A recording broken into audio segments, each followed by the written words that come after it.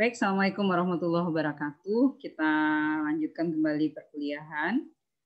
Di minggu kemarin sudah dijelaskan bahwa bank memiliki kegiatan usaha di bank syariah berbeda dengan bank konvensional. Kalau di bank syariah ada 3 kegiatan usaha bank syariah. Yang pertama adalah menghimpun dana dari masyarakat atau funding. Yang kedua adalah menyalurkan kembali dana tersebut kepada masyarakat. Dan yang membedakannya dengan konsep bank konvensional adalah jasa atau ada servis yang diberikan oleh bank syariah kepada masyarakat yang nanti bank memperoleh fee atau ujrah atas jasa yang telah diberikan itu.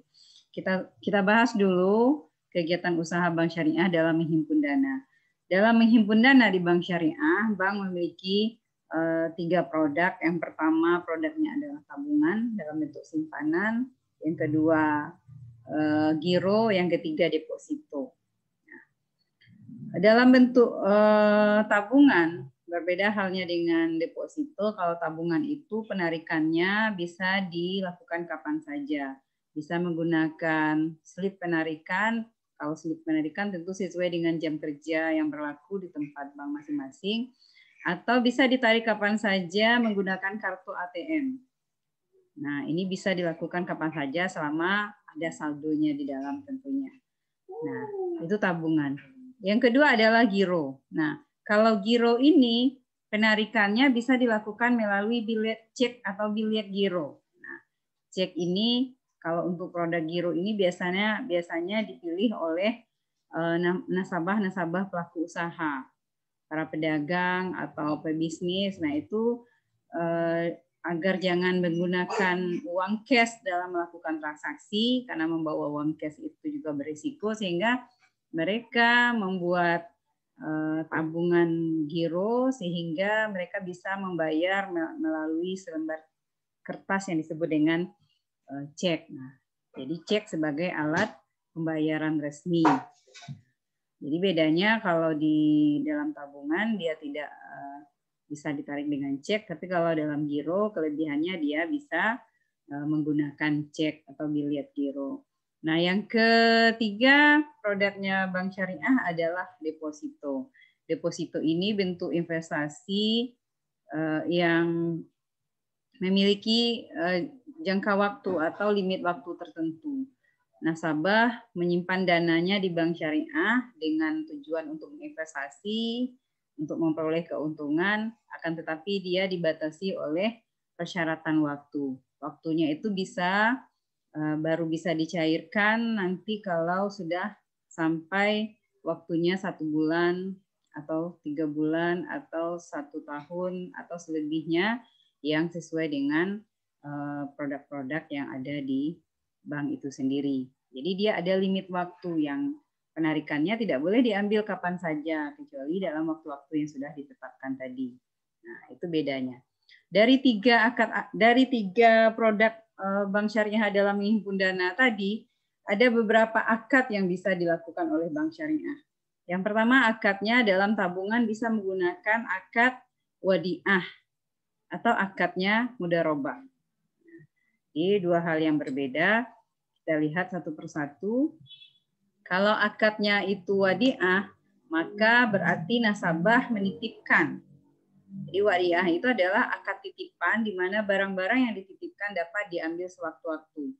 Pihak yang menerima titipan dapat meminta jasa untuk keamanan dan pemeliharaan. Jadi kalau untuk produk wadiah ini pada dasarnya nasabah menitipkan uangnya ke bank. Bahkan dalam konsep fikihnya bank boleh mengambil biaya. Nah, akan tetapi di bank syariah, bank boleh mengelola uang titipan itu dikelola, diinvestasikan ke sektor pembiayaan, sehingga nanti kalau dia memperoleh keuntungan, maka bank boleh memberikan bonus. Nah, jadi bank boleh memberikan bonus karena uangnya sudah disimpan dan uangnya dibolehkan untuk dipergunakan.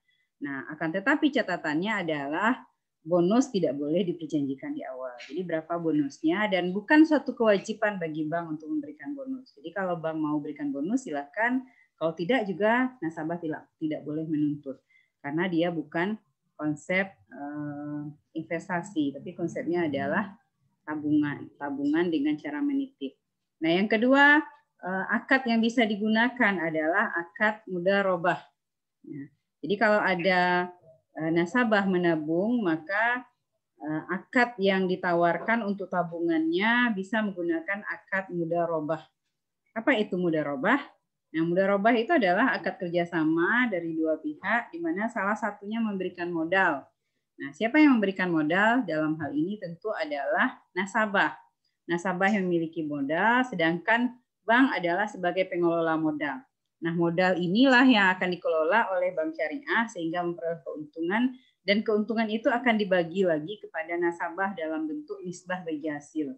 Jadi ketika nasabah menandatangani kontrak tabungan yang mudharabah, maka di sana sudah ada bentuk kerjasama, yang kerjasamanya nanti jika uang yang disimpan di bank syariah itu memperoleh keuntungan, maka keuntungannya sudah ditetapkan dalam bentuk nisbah atau persentase bagi hasil.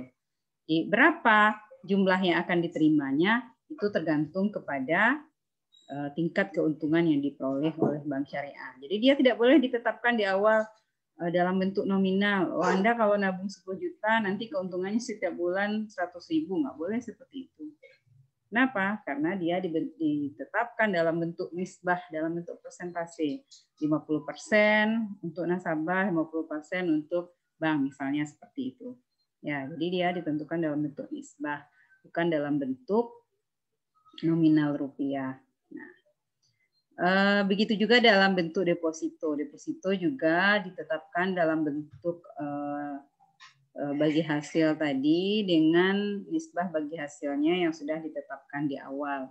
Ya, hanya saja jangka waktu penarikannya yang berbeda dengan tabungan atau dengan giro tadi. Jadi dua akad ini bisa digunakan dalam bentuk tabungan wadiah atau tabungan mudharabah. Biasanya perbedaannya terletak pada biaya administrasi. Nah, biasanya sering bank melakukan seperti itu. Untuk tabungan wadiah biasanya bank tidak mematok biaya administrasi. Jadi tidak ada biaya administrasi bulanan sama sekali karena dia tidak memperoleh keuntungan kecuali ada bonus tadi. Tapi kalau tabungan mudharabah, orientasi nasabah datang ke bank syariah itu memang untuk menginvestasikan uangnya dan berharap keuntungan, maka di sana juga ada biaya administrasi. Nah, biaya administrasi itu ditetapkan biasanya per bulan, ada biaya per bulan atau biaya ATM dan lain-lain, itu ada biayanya. Jadi itu beda kedua akad tersebut. Baik, kita lanjut ke produk penyaluran dana. Saudara-saudara, uang yang sudah terhimpun di bank syariah itu tidak mungkin didiamkan saja oleh bank syariah.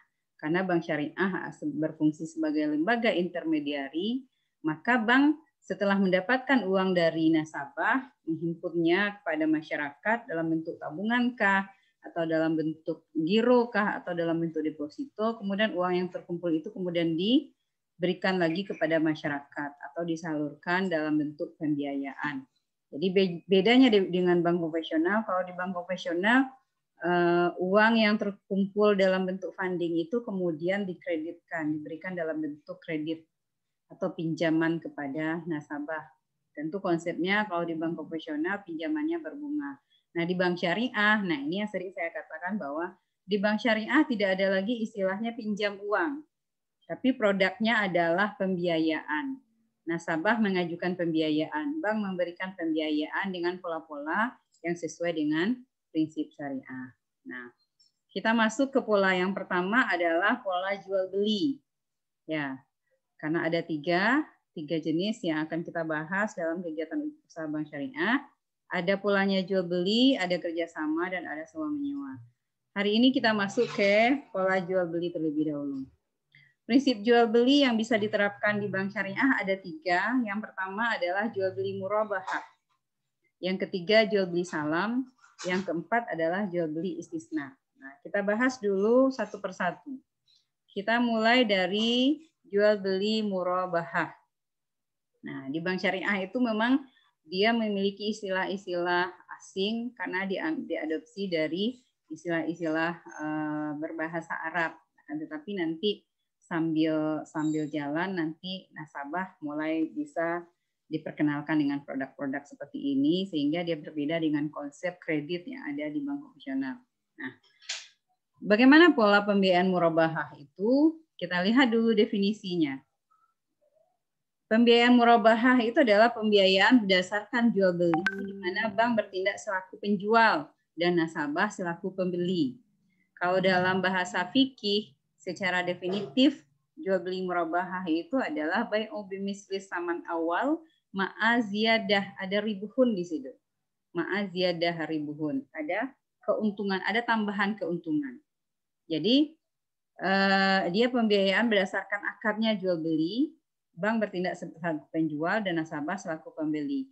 Harga beli diketahui bersama dan tingkat keuntungan untuk bank juga disepakati di awal. Nah, ini dia mencirikan kepada bentuk jual beli yang sangat transparan. Kenapa dikatakan dia jual beli yang sangat transparan? Karena pembeli dan penjual sama-sama memiliki kesepakatan.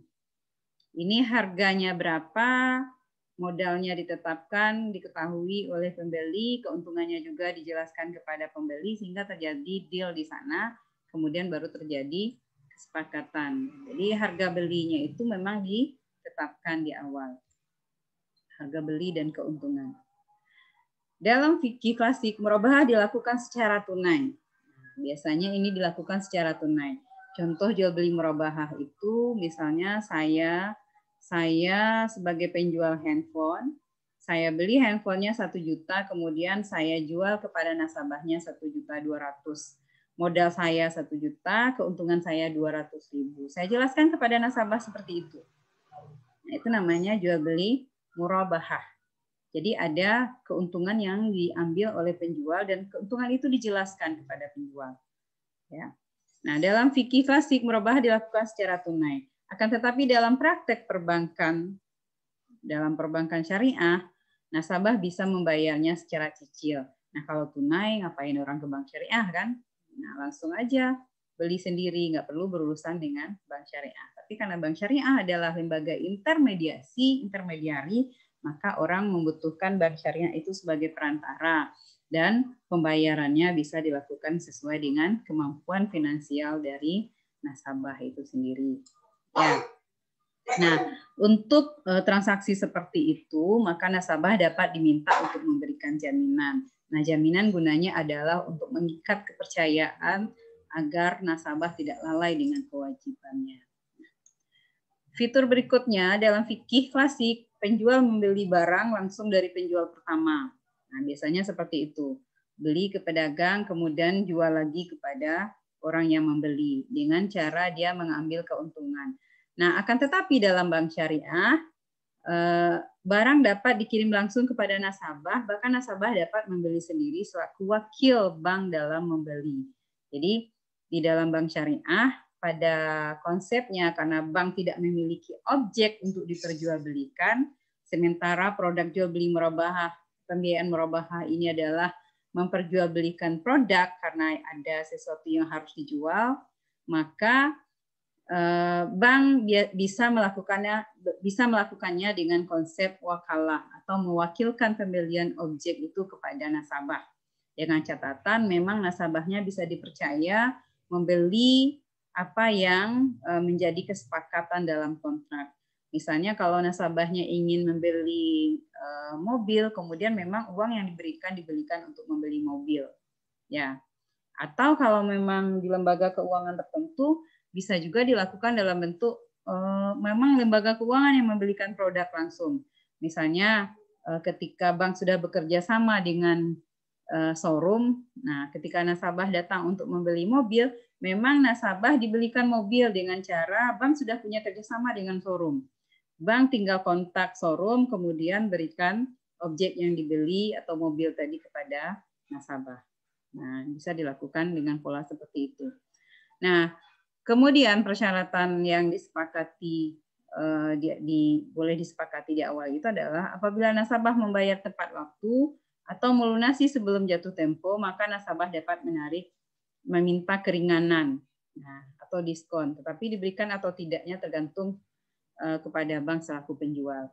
Nah, ini yang sering menjadi perbandingan bagi nasabah konvensional. ketika nasabah melunasi di tengah jalan, artinya sebelum jatuh tempo nasabah sudah melunasi pembiayaannya dengan produk yang dipilihnya adalah pembiayaan murabahah. Nah, pembiayaan murabahah tadi adalah jual beli dengan harga pokok dan ditambah keuntungan. Nah, ketika terjadi kontrak jual beli, maka nasabah sudah berstatus sebagai orang yang berhutang karena dia membayarnya secara bercicil, bukan membayar secara cash.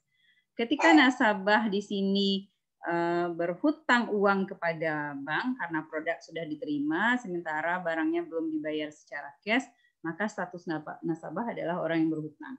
Maka sebagai orang yang berhutang, nasabah wajib melunasi hutangnya dari awal sampai akhir. Kalau hutangnya 150 juta di awal kontrak, maka sampai akhir pun jumlah hutangnya harus tetap 150 juta. Nah, ini akan menjadi peluang bagi nasabah bank konvensional membandingkan dengan produk kredit yang ada di bank konvensional. Nah, di mana kalau di bank konvensional, ketika nasabah berhutang uang, misalnya dia hutangnya dalam jangka waktu 1 tahun, berarti 12 bulan. Nah, 6 bulan dia sudah lunasi. Nah, untuk 6 bulan berikutnya, nasabah tidak dikenakan lagi bunga. Tapi biasanya dikenakan penalti. Penalti itu mungkin dua kali bunga, pokok tambah 2 kali bunga. Nah, sementara di bank syariah, dia wajib membayar kewajibannya sampai akhir karena dia hutang tadi. Akan tetapi bank syariah juga memiliki ketentuan-ketentuan yang meringankan kepada nasabah. Apa itu ketentuannya? Bank boleh memberikan diskon atas margin ke depan yang belum diambil oleh bank syariah. Nah, tadi kan misalnya dia jangka waktunya 12 bulan, dia baru jalan 6 bulan, dia mau lunasi 6 bulan ke depannya. Nah, 6 bulan ke depan itu hutangnya terdiri dari pokok hutang ditambah dengan margin atau keuntungan bank syariah. Nah, nanti yang akan didiskon oleh bank syariah itu adalah margin 6 bulan ke depan. Sehingga yang wajib dibayar oleh nasabah bank syariah ketika melunasi sebelum jatuh tempo adalah pokoknya saja. Itu yang disebut dengan diskon. Nah, itu bentuk keringanan yang diberikan oleh bank syariah. Ya. Nah, ini bentuk pola pembiayaan murabahah. Nah, pola yang pertama bisa dilakukan dengan cara bank membeli kepada penjual, kemudian penjual menyerahkan kepada bank dan bank menjual kepada nasabah. Nah, pola kedua adalah bank memesan kepada nasabah, membeli kepada bank sebagai penjual, kemudian bank karena tidak punya objek yang akan diperjualbelikan, kemudian beli objek itu kepada pihak ketiga. Nah, pihak ketiga bisa langsung antar barang itu kepada pembeli atau kepada nasabah. Nah, kemudian bank menjual objek yang dibeli oleh nasabah itu dengan harga tentu yang lebih tinggi dari harga yang dijual oleh pihak ketiga. Nah, itu pola yang ketiga. Nah, atau bisa juga dilakukan dengan pola bank. Nah, ini kita belum slideshow ya. Oke. Nah, bisa bank nasabah memesan kepada bank, kemudian bank mewakilkan membeli objek yang tadi kita sudah jelaskan. Bank mewakilkan kepada nasabah untuk membeli objek kepada pihak ketiga. Artinya bank di sini menyerahkan sejumlah uang atas persetujuan objek yang akan diperjualbelikan kepada nasabah. Maka di sini yang bertindak sebagai orang yang akan diwakilkan membeli produk adalah nasabah. Nah, ketika nasabah dipercaya atau diamanah untuk membeli produk yang akan ditransaksikan, maka nasabah benar-benar harus amanah membeli produk itu ke pihak ketiga. Karena dia akan dijual kepada nasabah. Jadi dia tidak bank yang membelikan objek yang akan dijual oleh bank itu, tapi nasabah yang diwakilkan untuk membeli sesuai dengan keinginan nasabah itu sendiri. Itu pola pembiayaan murabahah yang sering dilakukan oleh bank syariah. Ketika konsepnya adalah jual beli, maka bank boleh mengambil keuntungan. Nah, bank tidak boleh mengambil keuntungan kalau akadnya adalah qard atau hutang piutang. Tapi karena di sini akadnya adalah jual beli dan bank mewakilkan kepada nasabah untuk membeli produk yang diinginkan oleh nasabah, maka bank boleh mengambil keuntungan di sini. Nah, itu terkait dengan pembiayaan murabahah. Nah, ini sudah azan. Kita lanjutkan lagi setelah ini. Baik, kalau ada pertanyaan dipersilahkan. Kita break dulu sesaat.